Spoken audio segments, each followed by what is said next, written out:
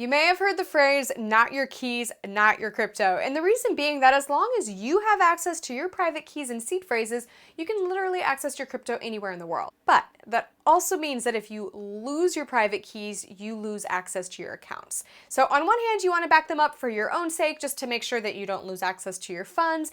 But you also want to make sure that you do it in a safe and secure way, because if someone else gets access to your keys, let's say through some sort of hack or phishing scam, then they can actually get access to your funds super fast before you even know what's going on. So to start off, we're going to talk a little bit about online safety and then jump into how to create offline backups for your keys. So if you store these private keys in any way online, only ever use an encrypted password manager. Now, here are a few examples of things that you do not want to do online. So number one, if a browser pops up and asks you if you want to save your password in the browser, always say no.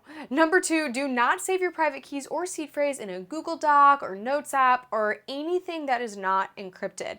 And number three, never save this information by emailing it to yourself or taking a screenshot of it. Okay, so now that we've covered just a few digital safety basics, let's talk about creating those offline backups, which is really the heart of this video. There are varying levels of security that you can employ, but the easiest thing to do is simply write it down on a sheet of paper and store it in a safe place.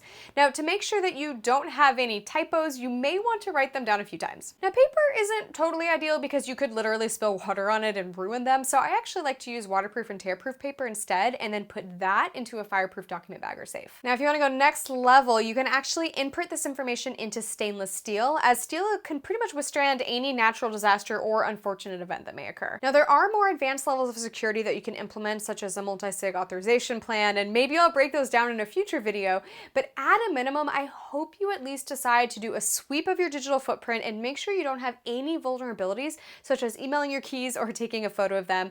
And I hope that you take a few minutes to write down your keys and store them in a safe place. It's really easy to put stuff like this off until one day you need it and really wish you'd spent the 5 minutes to just write them down. So I hope you found this video helpful, and I'll be back soon with more 2-minute cryptocurrency explainer videos.